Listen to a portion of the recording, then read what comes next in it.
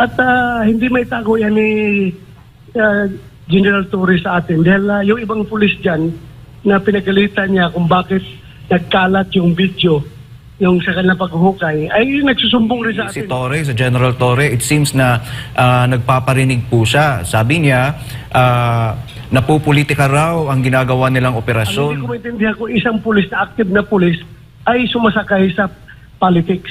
Yan ang mahirap yan.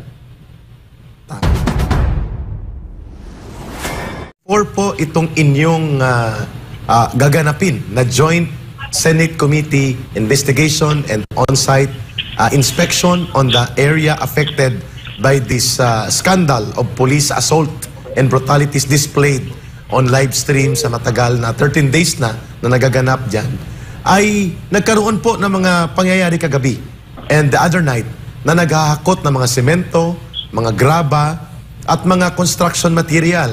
Either may tatabunan o may gagawin sila sa loob, but because of absolute denial of observation and inspection sa compound, lalo na sa school basement ng Jose Maria College, among other areas na kanilang hinukay na, ay hindi po ma-determine kung ano po ang purpose ng pagpupuslit ng mga semento at mga construction materials na ito 2 days before your holding of this Senate investigation and oversight actual site inspection. What do you perceive about this kind of activities ongoing right now sa PNP? Are they trying to set up things para i-make up ang lugar na hindi lalabas yung kanilang mga ginawang kalapastanganan, pagsira sa property, among other illegal things that they have done for the last 13 days? Senator Bato de la Rosa, how can you surmise this kind of questionable activities ongoing for the last 48 hours sa compound na wala nakakapagpigil sa mga pulis ngayon? Hindi may tago ng kapulisan yan, kay Eric. Kahit anong gawin nila, kahit anong magic gagawin nila, hindi nila may tago yan. Dahil may video naman, may video, may pictures na nanggagaling doon sa loob na sila ay naghuhukay. Kitang-kita. At hindi may tago yan ni General Torre sa atin. Dahil yung ibang pulis dyan na pinagalitan niya kung bakit nagkalat yung video, yung sa kanilang paghuhukay, ay nagsusumbong rin sa atin. Yung mga pulis na talagang pinafind out doon ni General Torre kung sino ang nag-leak ng video, bakit lumabas. So hindi nila tayo maloko, kay Eric. Hindi nila tayo maloko. Of course, magsusumbong ang mga pulis sa iyo, General Senator Bato de la Rosa. You have been one of the respected officers of the PNP, and you brought into correct integrity and direction of law enforcement during your time. Kaya natural na hahanapin nila ang linya ng pagsusumbong sa inyo na hindi nila nararamdaman ngayon sa liderato ng PNP. And in fact, Senator Bato de la Rosa, may last question for this portion, ipapasa ko kay Brother Troy. Gaano po kahalaga itong binabanggit ni retired Lieutenant General Fillmore Escobal? Kilala mo ito, Senator Bato de la Rosa, magaling na officer din ito.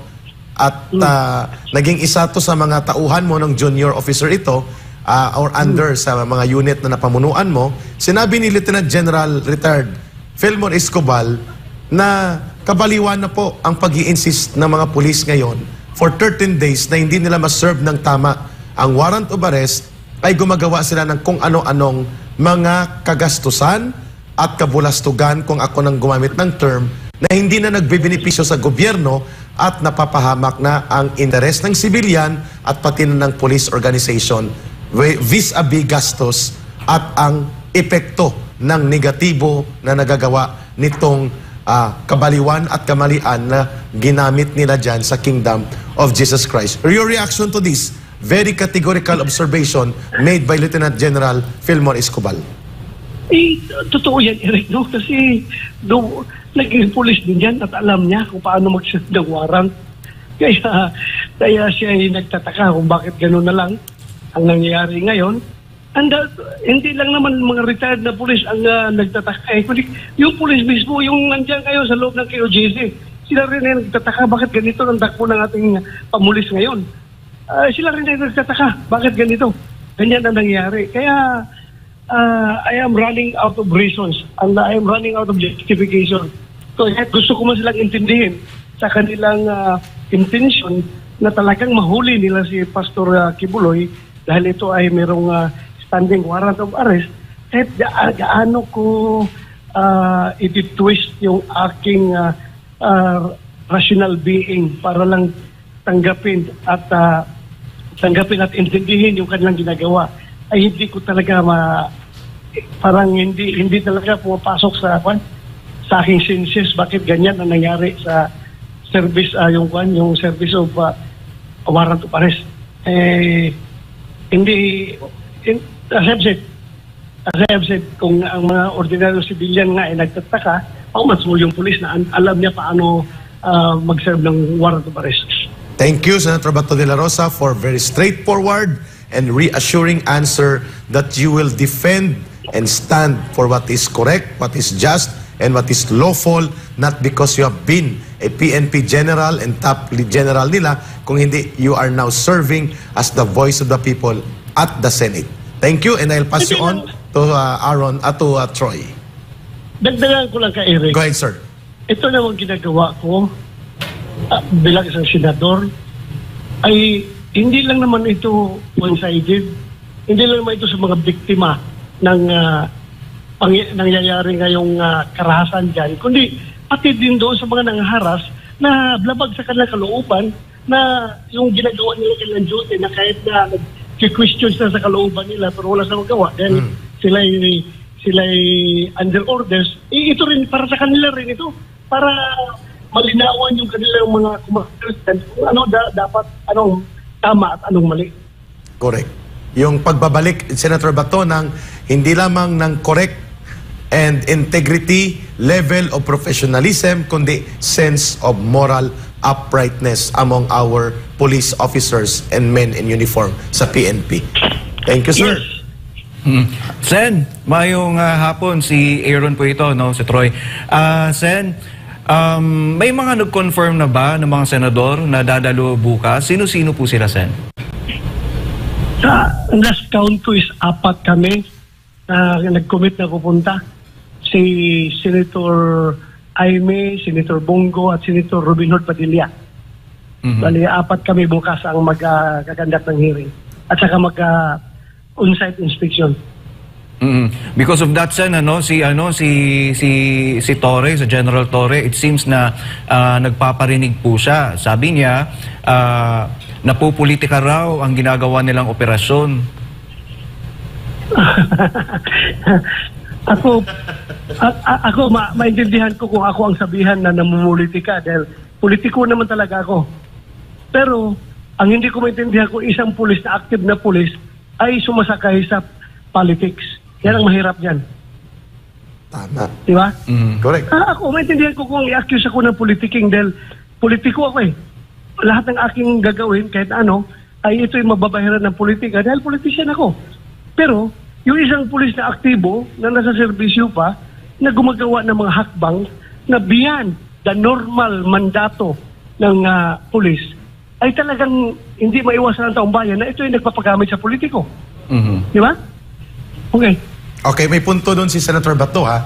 Whatever that the police commanders, lalo na si General Torre and even the Chief PNP, nasabihin nila na may halong politika, regardless of that, mandato ng Senado ang oversight function in everything that will check the abuses or any form that might endanger the implementation of law na detrimental sa civilian. Dapat matutunan niya ni General Torre, nag-general siya, hindi niya alam kung ano ang mga different functions of powers of government. Basic yan eh. Government 101 orientation yan. Senator Bato de la Rosa, huwag na niyang gamitin pa ng mga politika. Politika ng Duterte at Marcos Romualdez o common. That is already inherent na may mga political affiliations. But the mandate, Senator Bato, tama po ba kami ni Brother Troy? Pag sinabi namin, your mandate goes beyond your political affiliations because there is an existing and actual situation that requires the Senate investigation and intervention if necessary. Tama po ba, Senator Bato?